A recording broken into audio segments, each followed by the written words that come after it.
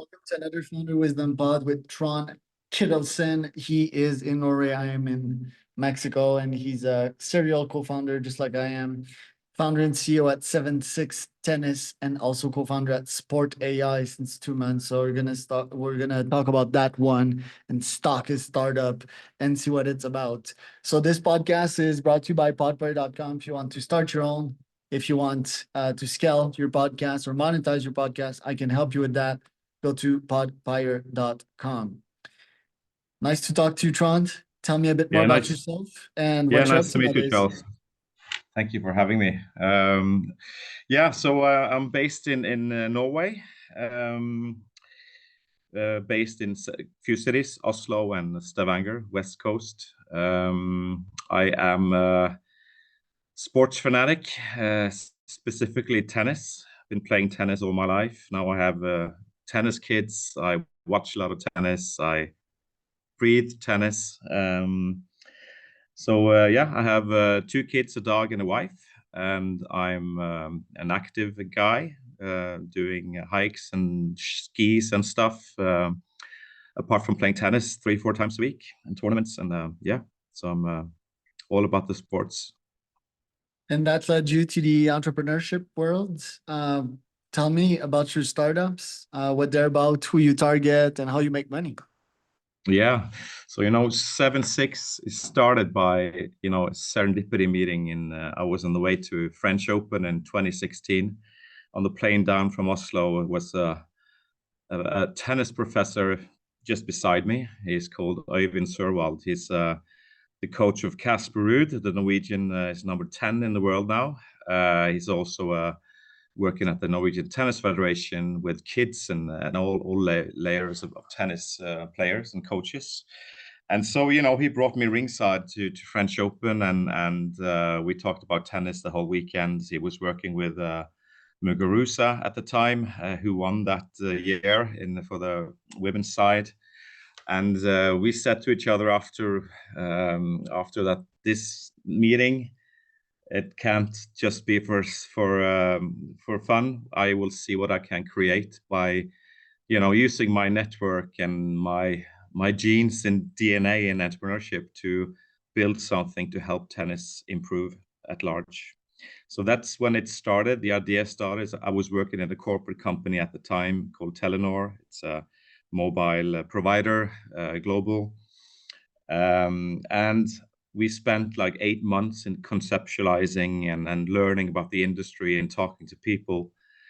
And we understood that to be able to actually give feedback on a technique via an iPhone, we had to use AI. There was no other. We didn't want to bring students to a lab and put sensors on them, expensive cameras and stuff. We had to rethink actually how technology could be used for tennis improvement and injury prevention. So that's when it started. We got some funding from governing bodies in Norway, Innovation Norway, to help us build that world's first AI tennis coach.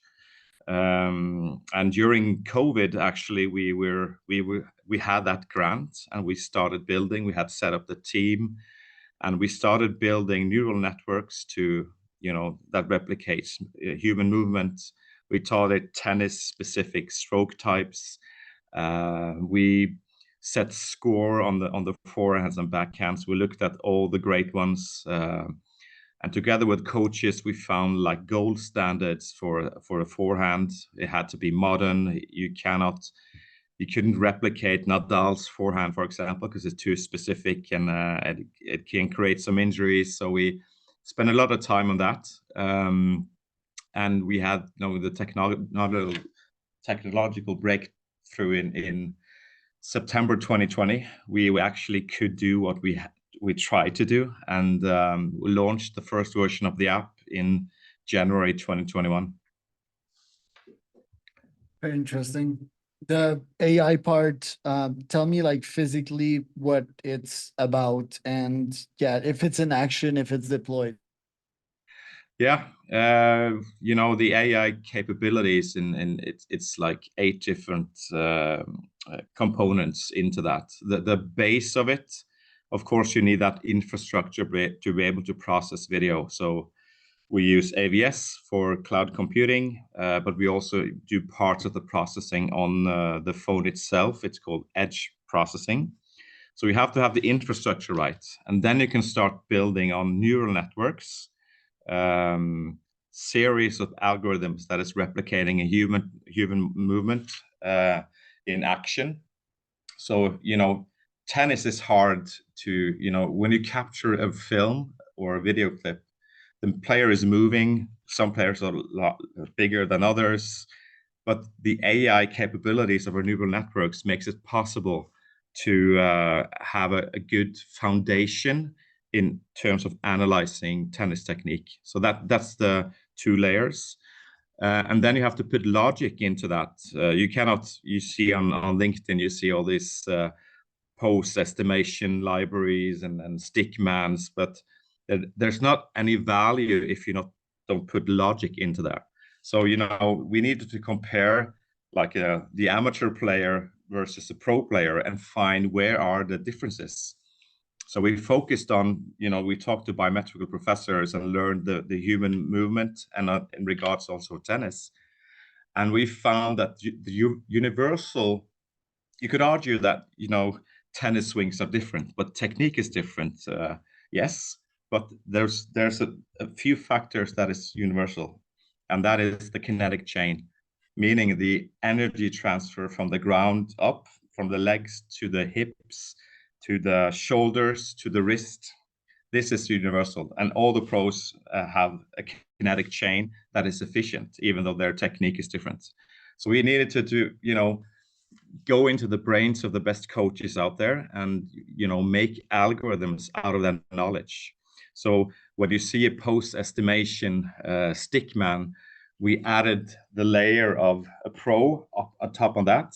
And then we started to look and calculate in time and space the rotation of the hips, the shoulders, and we use audio physics algorithms to capture the correct ball hit using the microphone of the iPhone.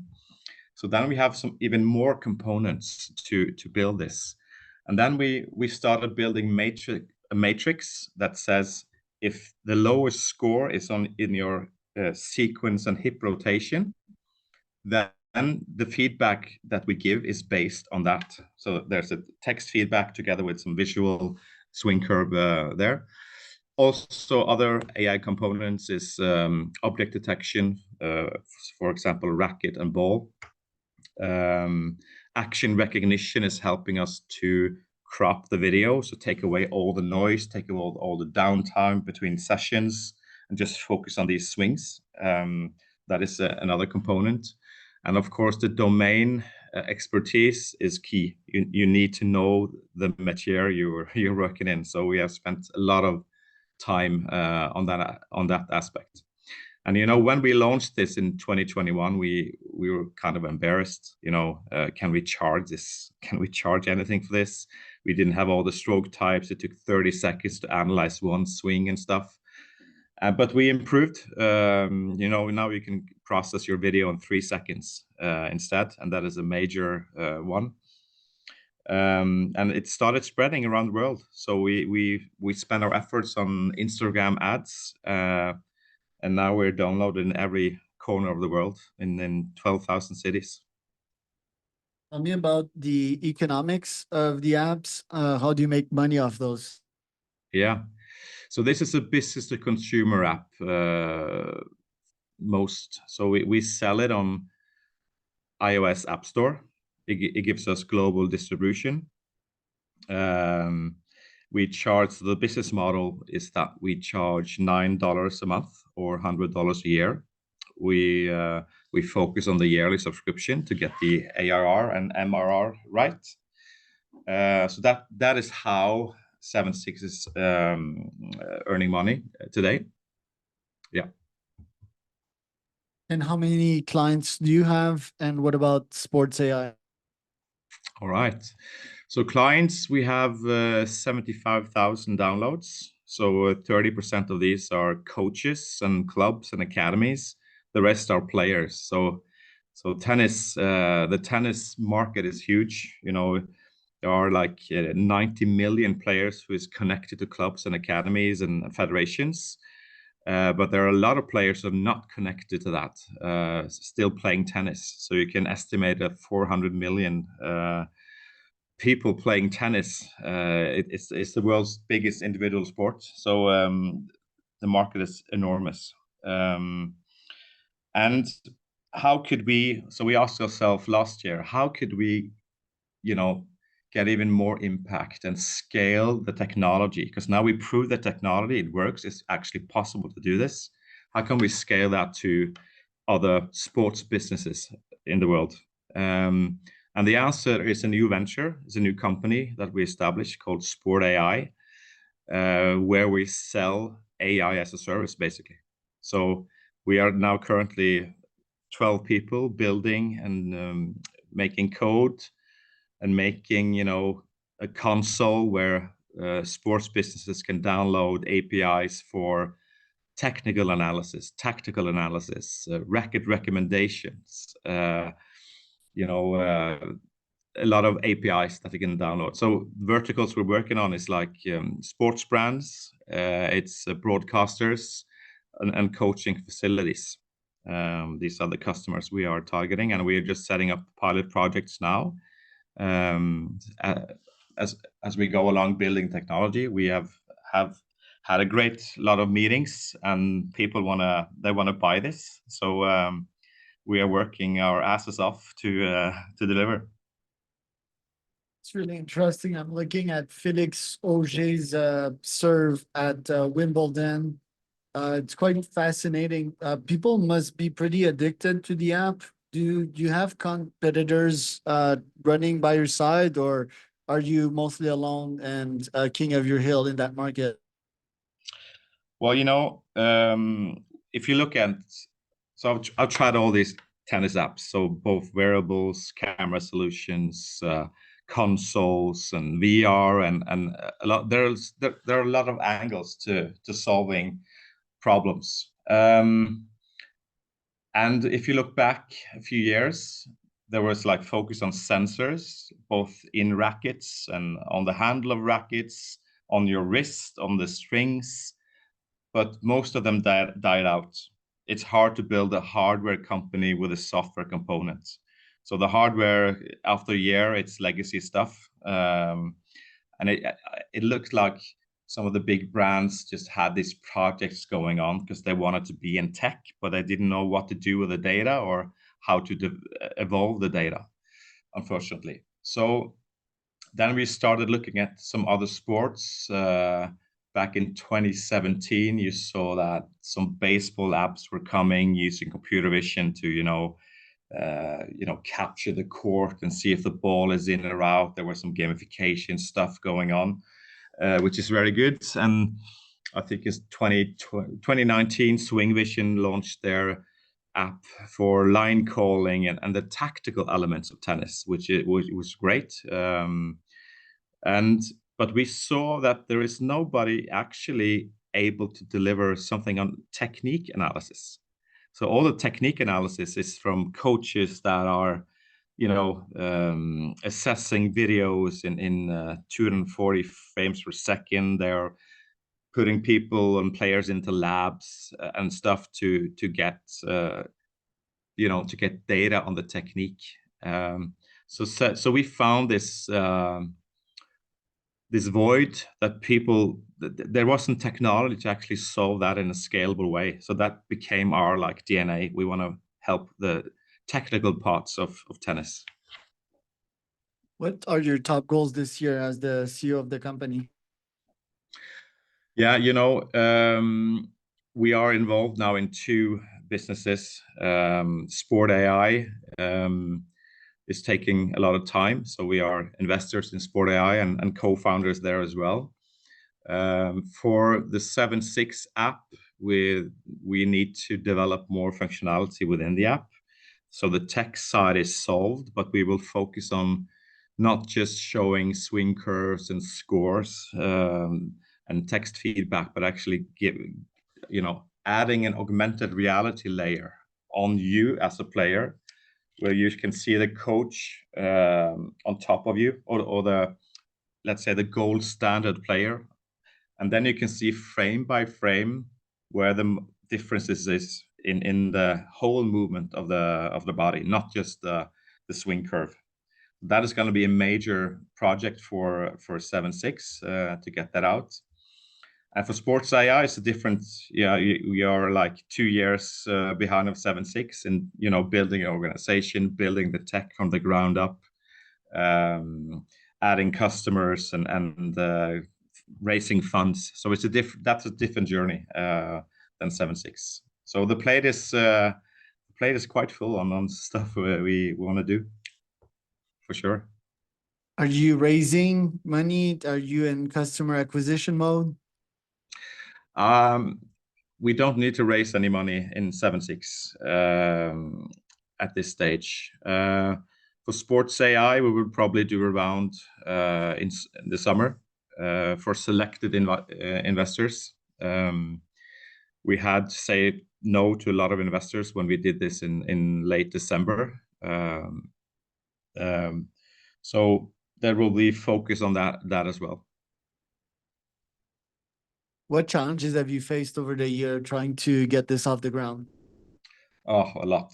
All these challenges yourself. You've been building companies, but I was in Silicon Valley in 2018 for 4 weeks on an accelerated program where we met experts in funding and building entrepreneurs, and they say you could never do this. You can never build. AI is too immature. The tech people are too expensive. You shouldn't do it. But as I would say, it fueled us to make the impossible possible. So after trying and failing, we found the correct team. So a fantastic team of developers in AI and data science who could help us. So that is, and we got support from investors and grant soft funding to help us. But in the Nordics, the sports tech vertical is not that established. So that was people. So companies and investors in the Nordics tend to invest in B2B companies, and we were a B2C company, and there were no track record basically in the B2C sector. So that has been a hurdle for many rounds actually, and then raising enough capital to grow as fast as we wanted. So I would say that is a hard one. I think also the GDPR issues that was brought to life when before we had a funnel that was the networks effect for if you liked an Instagram ad, it would spread to your friends. All that stopped. So the ads were not that efficient that it was before. So that is a fact. I don't know. I don't think that the industry has settled yet after that, because everybody's losing money in ads and stuff. It could be so people are trying new platforms to grow, and so that has been also a challenge during the years, and also the COVID, of course, even though tennis got a spark because it's not a contact sport. Times were hard for people. Coaches lost their jobs. So that was, of course, a force majeure that we couldn't anticipate. What do you do when you're faced with a big, scary monster? Well, as an entrepreneur, you're always there's monsters everywhere, I would say. So you stay calm. I get fueled by the energy and the challenges ahead. That's part of my DNA. I play tennis a lot to also to escape all the hurdles you have to solve in the morning. So tennis is helping me, and also it helps to have a good family and friends to get by the tough times. Where can people find out more about you, Trond? Yeah, 7sixtennis.com, sportai.com. We can read about the products and the value offers. we're always also on the social media stuff. So you can find us there by SevenSix Tennis. If you buy your new Wilson racket in a retailer, you will find an insert on the racket handles of selected rackets in 100 countries, where you can buy that new racket and also get the mean and a help and a tool to actually improve your technique. And you can start by doing it in your living room. That is a Corona functionality that we developed, so you can actually do shadow swings and before you go to court and have even more data.